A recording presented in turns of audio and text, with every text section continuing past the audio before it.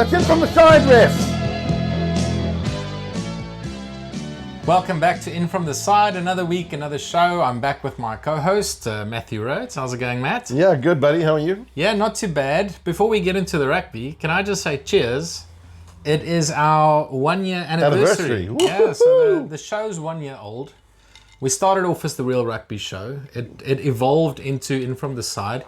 And In From The Side because we're not professional rugby players or ex-professional rugby players, and so our opinions come in from the side, a bit like Richie McCaw. Yeah, plus Matt loves screaming that at the TV when he watches rugby. Correct. But it's been fun. It's been an amazing year. I can't believe it's been a year, man. We've grown our audience, our subscriber base from 14 Viewership. to 16 people. Woohoo! So we've now got 16 loyal subscribers. But Thanks, Mom. all jokes aside, to the folks out there who continuously watch us, comments on the videos, you've showed us a lot of support over the last 12 months. This is just the beginning. The show won't go anywhere. So we're going to grow it bigger and better. We're going to keep evolving, see what works, take the feedback on board. But just a big thank you to everybody who supported us over the last 12 months. It's been a hell of a lot of fun. It has been fun. And yeah, to reiterate what your man just said, it's been fun. We appreciate the comments, both good and bad.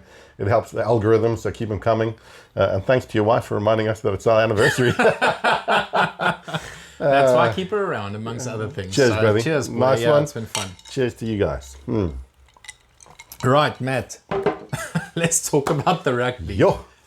What an absolutely unbelievable performance by the Springboks. Yeah. And I think we're going to spend half of the show just talking about Sacha. Yeah, look, I mean, I think fair dues to the Argentinians. They're a great team.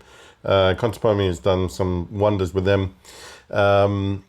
I think they were good for the first half. Remembering, of course, that they've beaten the Lions, the Wallabies, and the All Blacks in the last calendar year. So they're a formidable side.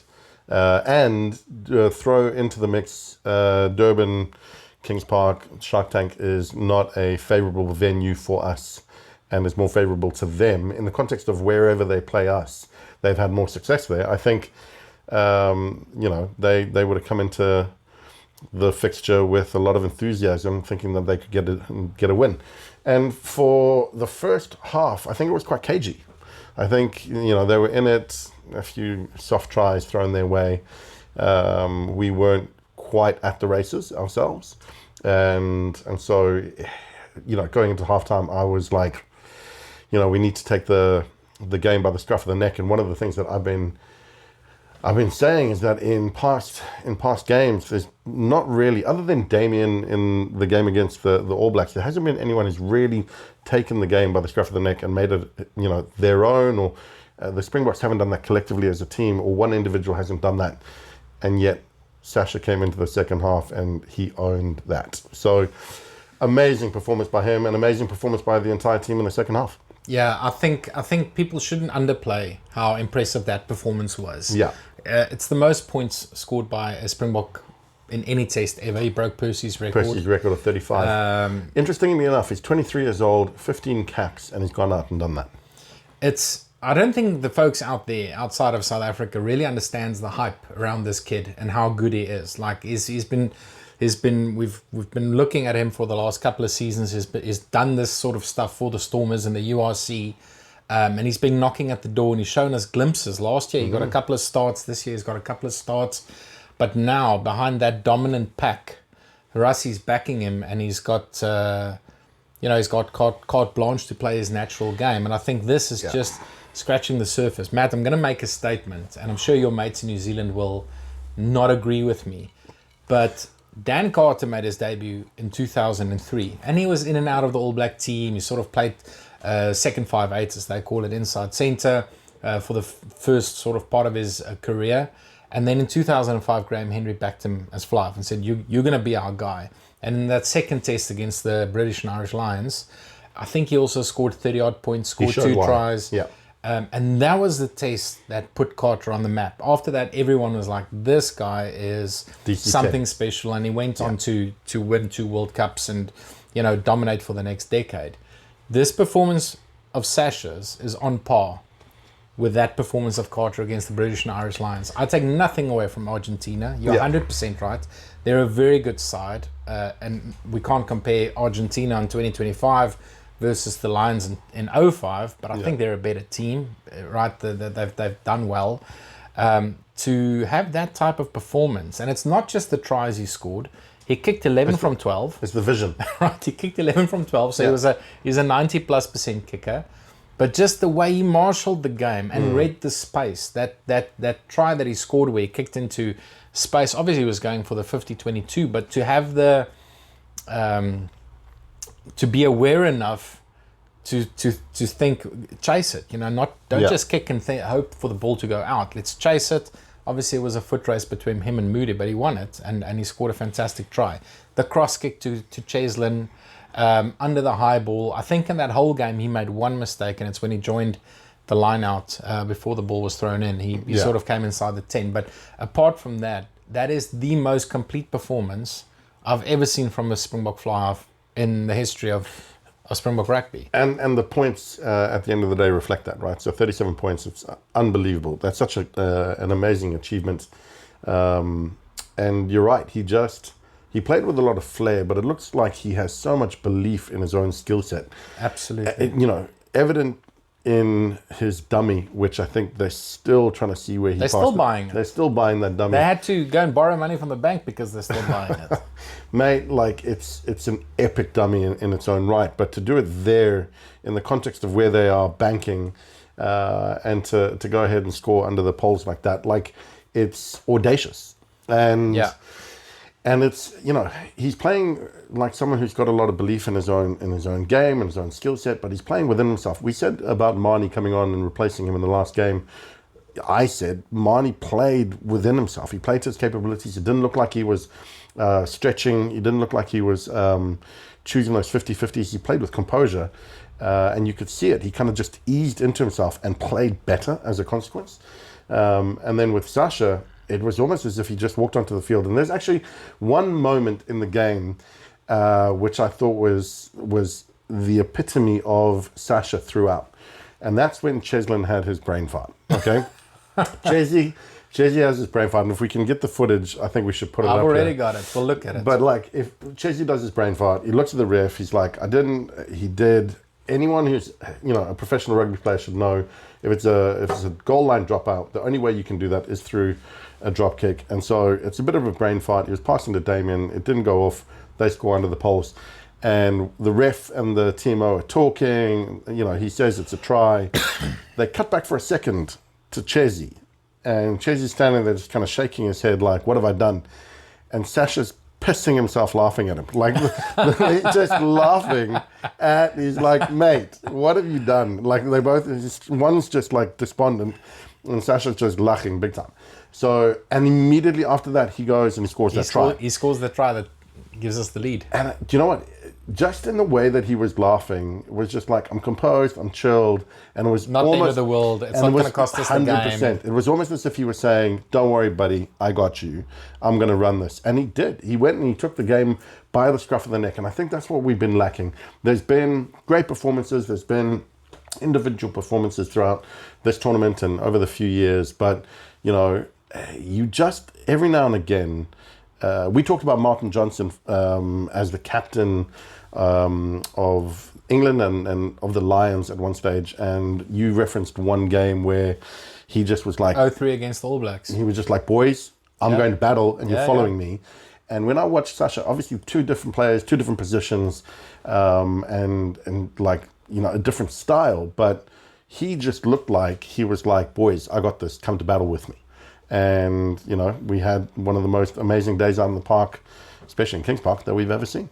Yeah, we talk about the slow poison, South African slow poison so often. Yeah. But the last two games, we won both games comprehensively, but it was more around momentum. You could see that juggernaut. The moment the Springboks started getting momentum, it is impossible to defend against. And I think having a guy like Sacha, and Marnie to his credit against the All Blacks, he played a very similar way, to have a decision maker, a pivot, play on the front foot, put your forwards in the right place on the field, spot the space. It makes it so easy to play, and it's what we've been lacking earlier in the season. And for some reason, it just clicked. Gelled. It's just gelled. And it's coming together at the right time. There were a few individual bits of brilliance throughout the game. One moment, I don't think it came off, but the defense rushed quickly. He just dropped it onto the boot, chipped in behind the space, ran onto it.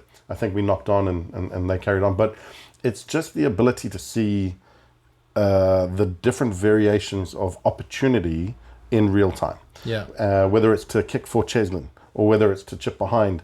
I felt maybe we did a bit more kicking than running with the ball. And for that, we didn't see as much of the ball going to Damien or to Kanan as maybe I would have liked. I would have liked to have seen maybe Sacha use Damien a little bit more frequently as crash ball, to see that kind of combination between him and Moody and how that played out, and maybe, get the ball, through the hands out to Cheslin and to Ethan Hooker. But when you've got the ability to just literally look up in a second, drop it on, put it straight into your winger's hands, and he goes and dots down, I'm not complaining. Yeah, I mean, 67 points against Argentina in the Rugby Championship. We can't complain, right? And I think they've struck that balance between the kicking game and the running game. We made the error against the Aussies at Ellis Park. We just kicked. To think we can. That was the one we just ran everything. The one against the All Blacks where we lost, we just kicked everything and we played too conservatively. And now we've got that balance between playing percentage rugby, being pragmatic, playing in the opponent's half. We are great under the high ball. Like Cheslin, Kanan Moody, Ethan Hooker. They contest and they give us, I would say it's not even a 50-50 ball if the kicking's accurate, which Reinach and Sacha did on the weekend. It's more like a 65-35 chance that you're going to win the ball back. And at the end of it, you can look at Argentina. They didn't even contest the kicks anymore. With 20 minutes to go, every single time we put the ball up, Moody had a free-for-all. It's like no one even contested it. That's how dominant we were in the air. So there were a couple of times, though, that we kicked the ball away, and I felt like we could have had one or two chasers put a little bit more effort, right? The ball was coming down into the hands of, I think, their 15 or 10, and he had space, 10 yards around him to make something. Now, had that been DMAC, like it was at Eden Park, all of a sudden he would have run the ball back up into us and we'd be on the back foot. But they didn't. The Argentinians, when they took the ball from the high ball, took it into hand, and they had space, they didn't look to maximize.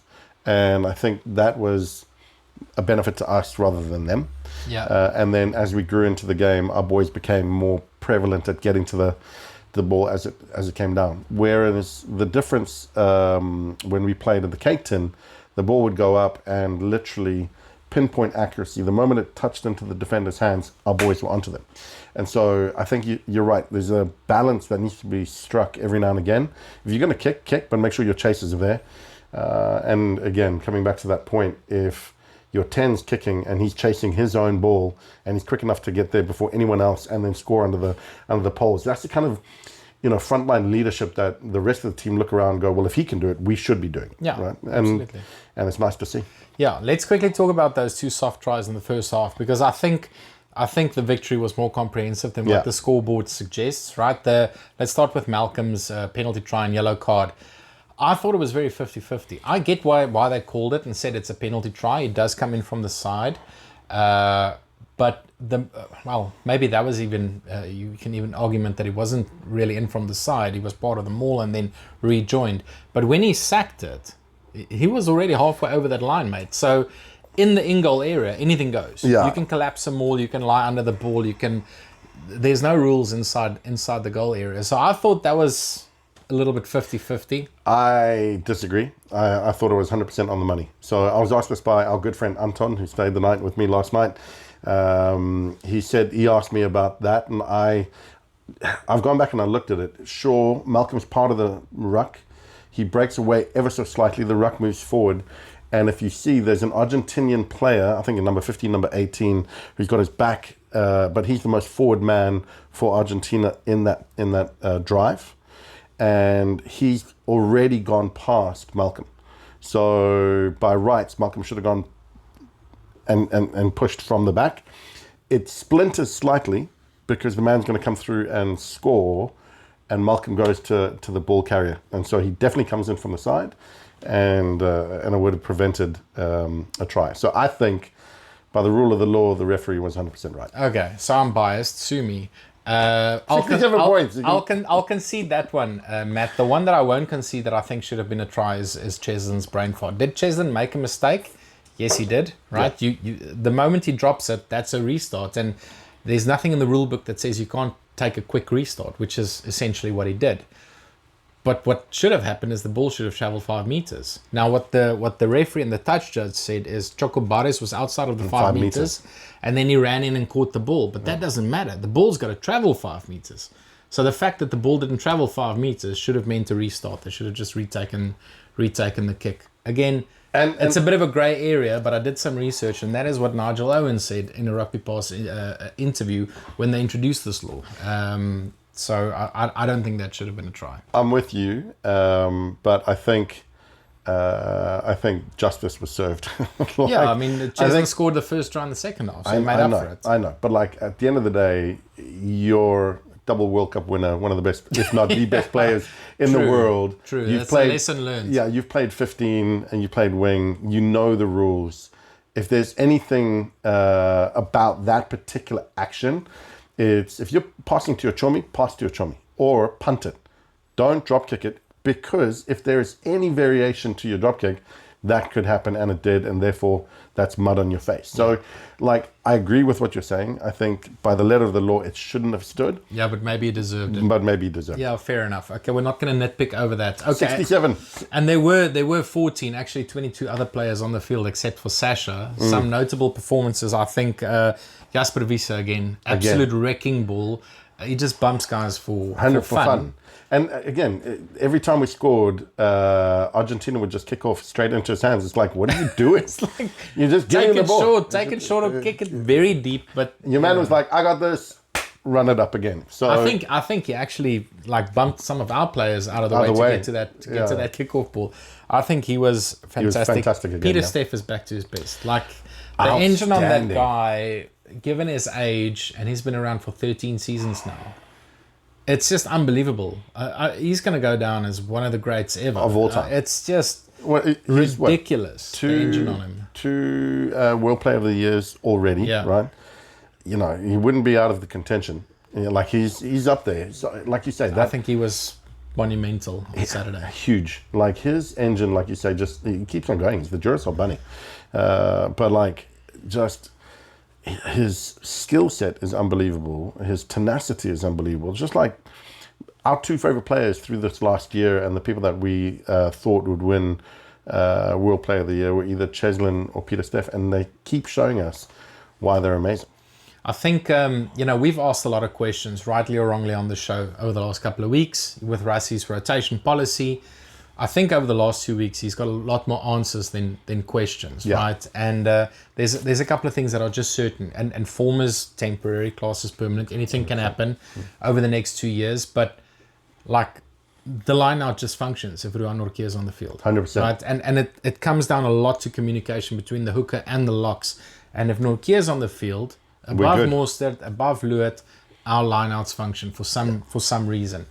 Fair play to him. He's pushed his way into that squad, and he's made that, like, not only in the line-out, but he is dynamic across the park. And so I've been really chuffed with his emergence into the squad, and he continues to put in solid performances. Yeah, I think we've still got Fassi that's around. Damien didn't have the game that he had against the All Blacks, but again, he's picked in a different position. I still like him at fullback. I thought he was good. He was really good under the high ball. When they kicked on us, it was safe and secure. I still like Moody at outside centre. He didn't get the ball, you're right. There were times when Sacha could have brought him and Damien de Allende into the game a lot more. His defensive read, mate, in that channel is just unbelievable. Again, it started off a little bit sketchy. A couple of defensive reads right at the beginning where you're a step behind. But once he settles in, and again, I think Sacha makes a break, comes down. He's on the shoulder on the left hand side. If Sacha just pops it to him, I reckon that's a try, and he goes in under the poles. Yeah.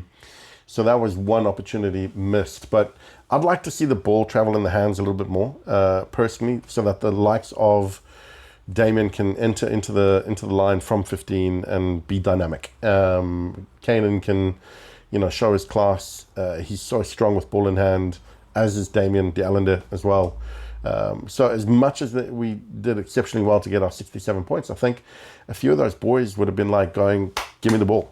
We left some points out on the field. That's the scary thing. I mean, when this Bok team clicks, it's going to be very difficult for anyone to hold a candle. Obviously, we can't expect that level of performance every single week. Yeah. But when they fire like they did in the last 2 tests, mate, beware. Anybody out there, beware. They're that good. And it's nice. It's nice to have a good feeling of 2 wins back to back.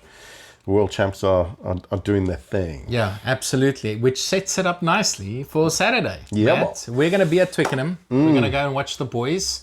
They've already landed in London. They had a nice overnight flight. Leurt's back in the squad because Franco Mostert had to pull out. We don't know what the team's going to look like. My gut tells me Russie's not going to tinker with this too much because it's such a big game. The All Blacks are still in it. The Aussies mathematically are still in it if they can pull off a big win in Perth, which we'll get to the Bledisloe Cup. But it's South Africa's to lose, right? And I think it would be foolish of Rassie if he makes wholesale changes now with that much on the line. We might see a tweak here or there. Thomas the Toy got dinged in the scrum a couple of times. It wouldn't surprise me if Wilco comes back into the starting lineup. Yeah. There might be 1 or 2 changes, but I think mostly is going to go with the same team that did the job. By and large, I think the team has kind of been both on the starting lineup and the bench, been interchangeable. So no matter who he goes with, you've got an amazing squad. Here, for example, in both games, coming off the bench, I thought he was outstanding once again. Absolutely. And so if he starts, for example... He needs more game time, though. I think so. I'd love to see him start. But again, the impact he has as some of the ball handling, and I know he played fly half as a youngster, which is a scary thought, that guy. But he's got the hands of a basketball player. Some of those lineup takes where he took one with one hand again. Yeah, it's so beautiful. And so look, I'd like to see a bit more game time for him. But whoever starts, whoever's on the bench, they've all got a job to play. Krappies, I thought, was really, really good. He was good. He kept the tempo up. He looked a little bit more nervous than Reinach, but that will come with experience. The more time he spends on the field, the more calmer he'll be. Once he becomes a teenager, when puberty kicks in, mate, he's just gonna settle. When the left one drops, he's just like, now I'm a man. We're only joking, mate, but you look like a 12-year-old, honestly. No, he had a great game. He had a great game. But again, we got a really good team, really good squad, lots of depth. I think the people that have been playing, the boys that have been on the pitch the last couple of games, we're getting to the pointy end, the business end of this championship, and we want to go in with this, our foot forward with the strongest team possible. So I think, like you said, I don't think Russie's going to tinker because the guys that have come off the bench have had impact, and the guys that have started have all done well. I thought our scrum, they're a formidable big pack most times anyway, but when we got into it, our scrum started to show dominance, and we showed dominance at the breakdown. It's always going to be difficult with, Pablo Montera and the likes.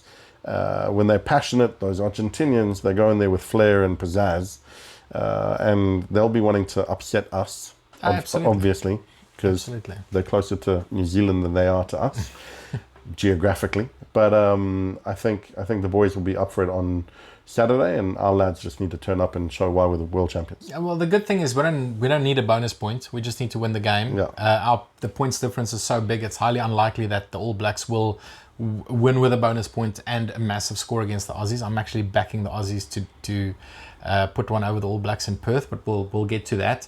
The Springboks are playing at a neutral venue. It's only the 3rd time ever that South Africa and Argentina are playing at a neutral venue. Yeah. So we usually do our top 10 moments of past fixtures at a specific field in the Rugby Championship. But because we're playing at Twickenham, we didn't have much to view. So what we did is we viewed highlights from the 2007 Rugby World Cup semi-final and the 3rd place playoff in the Rugby World Cup in 2015. It's the only other 2 times when South Africa played Argentina at a neutral venue, and me and Matt, we picked our top 5 moments from those 2 fixtures. Have a look. It's 22. Steve Walsh just having a look behind him to make sure everybody's on side. Once again, Argentina, but an interception. A real opportunity for South Africa. Fourie du Preez scores the opening encounter. The opening. A great piece of pirating there by Schalkberger on Longo. Spun right across the pitch there. Dupree, then to Butch James, then Brian Habana chases it. Habana interfered with off the ball, but Brian Habana's going to score his 7th try of the tournament. That is an indication of the blistering speed of the... Hoist that one down the tight side. So a real problem for Argentina, but brilliantly taken by the winger. Horacio Agula. Oh, once again, Hernandez having a real problem here today. And that is quickly taken by the South Africans. A chance of a try. And a score, my goodness. On the counter-attack, Daniel Rousseau, the player who crashed over the line. Well, Skinstad just moved into the number 8 position, replacing Daniel Rousseau. Oh, I don't believe it. Brian Habana is going to become the Rugby World Cup's top try scorer. We were saying just a moment ago that Argentina had thrown caution. Done some good work tonight, a couple of good tackles. And there's a turnover, and Matfield's having a run. And throwing a dummy! Pulled out from behind by Cabelli. There, Lende out to Creel. Such a strong runner. He's only about 5 metres out. Oh. Back 7! Gee. So the Springboks looking to hit back immediately. Berger.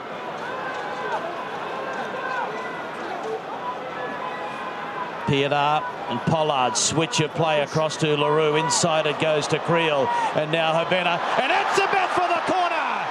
The big lock.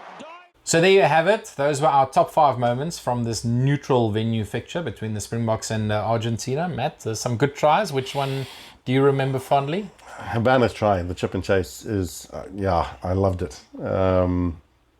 He was one of my favourite players of all time, and I love seeing his tries. There's plenty of them, but that one was special. Yeah, it was such a good memory, that 07 semi-final. A couple of, all the Bulls scored. Furida Priya scored a great intercept. I love Daniel Rousseau's your mates, Daniel Rousseau. Yeah, that was good. Some great memories, and then obviously in 2015 as well, we finished 3rd in the World Cup. So some great memories. Matt, quickly before we talk Bledisloe Cup, who's going to win it on Saturday? Between Springboks and Argentina? It's definitely going to be us. Yeah, we'll lift the trophy and we'll bask in it. We're going down to support the boys. I know, Twickenham is going to be a home fixture for... Oh, mate. If England's not playing, trust me, 70% of that crowd, they're gonna play Liefling on the PA system and Good Darren and all this. It's going to be huge. It's going to be epic. Every South African that I know is going down for the game. Everyone's going to be in their colours. My light is going to get to watch his first rugby game. He can't even see 4 meters past his face, but he's going to get to see some rugby. So I know everyone's excited about the fixture. Everyone is looking forward to it. There's a frenzy, there's a buzz around town, and there's so many South Africans in town that Twickenham is a home fixture for the Bokke when they come in. So we're definitely there to watch our boys lift the trophy. Yeah, I agree. I think comprehensive enough win for the Boks by at least 10, mate, and we're going to lift the trophy. All our predictions by 7, within 7, by 10, they've all been all over the shop because. Well, what do we know? But the thing is that this championship has been so crazy. It's been an interesting one. It's been so crazy, and I wouldn't have picked that scoreline at halftime last weekend. It was a pretty even Steven game. We'd given them, a few mess ups on our part to keep them in the game, but I didn't expect it to go that way. Yeah. And I don't think anyone did. So it's hard to predict what the scoreline's going to be. I just want the W, and I want us to lift the trophy. No, we're both predicting the Springboks to win, I think, quite handsomely, hopefully. Let's quickly talk about the Bledisloe Cup, Matt. You picked the Aussies, I picked the All Blacks. I think we both went by similar scores, and we went far off, but... I think it was an opportunity missed for the Aussies. Me too. Having watched the game, there were some standout performances. Ardie Savea is always good, right? I think for me personally, though, Cam Roygaard coming back into the squad was the secret sauce that maybe the Aussies have been missing. They don't have a lot of depth at 9, as we saw when we played them. I think 3rd or 4th choice was thrown in, but he's definitely... their outstanding 9 across their selections, and for him to be back in the field and to play as well as he did was great. I think there's been a lot of bitching and moaning about the ref. And again, it's funny because a lot of my Kiwi mates were giving me a hard time about us bitching and moaning about the ref when we played them at Eden Park. So maybe just they get the rub of the green there. Yeah, but that makes that's a different topic we can go into in another show. It's just the inconsistency of refs every single week, that part of the conversation. I just wish for one weekend, win or lose, where everyone says, well, we can't really fault the ref, but every single week, when Australia beat Argentina in one of the earlier rounds, they won that game off a forward pass, clear forward pass. They had a look at it and everyone said it wasn't a forward pass, but if you listen to all the pundits, if you look at the highlights, it was a clear forward pass. And that could have actually, if Australia beat New Zealand, that could have had a big role to play in the whole championship, not just in a game. So I think it's just the inconsistency, mate. Like in the second half, Piatti was really harsh on the Aussies. There was a couple of times where he dinged Fraser McWright and I was like, what for? Yeah. It's like he's the first man in. He's not overextending himself over the ruck. There's no hands on the ground, and he gets dinged. So I think inconsistency. I wouldn't say he cost the Aussies the game. I wouldn't go that far. Yeah. But they can definitely be aggrieved with some inconsistent calls. Yeah, but again, it's an opportunity missed. There's never before been a better time from a Wallabies perspective to go in there and sort of stick the boot in. And go for the jugular. The Kiwis were wounded after we played them. They were smarting, they were sore. There was a lot of conjecture through the media in New Zealand, lots of people bitching and moaning. This is not the standard that they're used to or expect, and so there's been a lot of questions asked, a lot of fingers being pointed as well. So with all that kind of disruption, you would think Joe Schmidt and his boys would have looked at that and gone, we've got an opportunity here, and they just didn't realize it. Now, whether that's because the All Blacks are the wounded buffalo that, they always come back. Whenever they have a loss, they always come back. Every single time. And also they had so much to play for and protect with their record, that in order to take that away from them, you've got to play the game you played in Johannesburg there. Yeah. You've got to at Eden Park, which makes it extra difficult. So fair play to you. You've got to play out of your socks, and if you don't, if you're just a step behind on the day, you're not going to take it away from them. Yeah, I think what surprised me, you look at the Springboks defense, and we've got that balance between the drift and the rush defense, and when we push up, we're really good. We cut down the space, and that's what we did well against the All Blacks in Wellington. The Aussies, for some reason, they just gave the All Blacks all the space to run with. They didn't push up defensively. I think their strategy defensively was lacking. I don't know who their defensive coach is, but the All Blacks had all the freedom to make meters and get momentum and get on the front foot. I think the Aussies did well to get back into the game. I think it was 2 points in it at one point before it slipped away. But I think they will look back at that game and think, you know what, if we were a little bit more strategic in terms of how we defended and cut down that space, we could have nullified the All Blacks attack, which I know New Zealanders feel that's where they're lacking in their game, is in their back line. They're not attacking the way we're used to them attacking. I think the Aussies will, but I think they're good enough to make up for it next week in Perth. Yeah, maybe this week in Perth. They look, home soil. You would want them to put in a great performance, a match-winning performance on home soil, because does that then set the tone for the World Cup that lies ahead, where it's like in front of their home fans, they can beat the world's best. I don't know. Australian rugby this has been a weird year as an observer of their rugby, because they were down and then they were up again. Last year through the autumn series, they played well, and then they didn't play so great in the first couple of games against the Lions. And it's just, but that could be said about the Springboks as well. It's been all over the shop, and for the All Blacks. If anything, the ones who played above their grade or standard have been the Argentinians over the course of the last year, where everyone else has been a mixed bag of nuts. I don't know. The Aussies have always also been a mixed bag, because they beat the British and Irish Lions. No, but this is my and then point. They lost 2 games against a second-string England side at home. It's like and then they beat the All Blacks. Fair. It's very. I think all 4 teams in the Southern Hemisphere have had their ups and downs. Yeah. The only consistent team in World Rugby this year has been France. And the Boks are meeting them in a couple of weeks. So that's going to be, after this weekend, that test and the one against Ireland are going to be the two to look forward to. Yeah. But I'm getting ahead of myself, Matt. I'm looking forward to those shows. There's lots to say. Still a lot of rugby to come. Still a lot of rugby to come. But look, coming back to Australia, I think they've played well at times. They've been deserving winners at times. They've let themselves down at times. But you could say that about all the other teams, as you say. So how they're going to go in Perth, it's going to be, it's hard to call. Really hard to call. It's hard to call, but I think the Aussies will sneak a victory. I've got a sneaking suspicion. So, interestingly, I'm going to go the other way. Of course you are. Why would we agree? Well, because I thought the Aussies would get up for it, right? The Kiwis have just had a win back after their demolition loss. I think they're going to want to put another stamp on it. They're flying into Perth. I think. Look, I think the All Blacks winning in Perth will be good motivation for the Boks.